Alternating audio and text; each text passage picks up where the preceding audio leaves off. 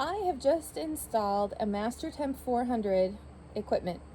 We start the equipment with correct water flow and gas, but when the equipment starts, the burner cycles for 20 seconds on and 20 seconds off, and these cycles are constantly repeated. In this condition, the water does not heat. We have set the maximum temperature above room temperature and it does not change. It continues to cycle the burner on and off. We tried turning off the gas and the water, and the equipment issues the warnings on the controller card. Do you have some suggestions? This looks like we're coming from outside of the United States. I'm not sure where. And my first thought is simply that you don't have the gas flow for the heater to properly fire. So what you're going to need to do is get someone with a manometer. Manometer or nano? Yes. The Manometer. MN. Yeah, that thing. The Manometer. Say that 3 times fast. Manometer. That thing. Yep. Anyway, and you're going to have to look at the gas output on the valve. Likely, what she said is you do not have enough gas input to create, because what happens is if you're starving it, the inside of the heater heats up and it kicks off because it's not burning as cleanly. It's starving for fuel, and so you get that cycle on, cycle off, cycle on, cycle off.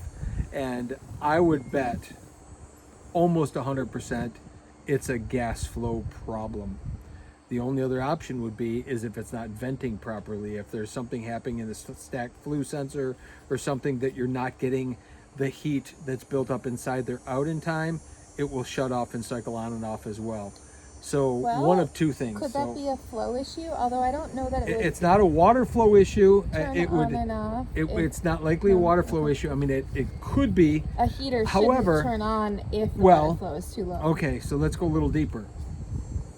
If it's a water flow, it's not likely that there's not enough water entering the heater and then coming out.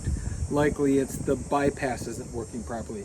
So in a heater as well, there's a bypass. If you push 100% of your water into the heater, only about 20% of it goes through the heat exchanger. The other 80% bypasses and re-meets with the water that comes out of the exchanger and goes back to the pool.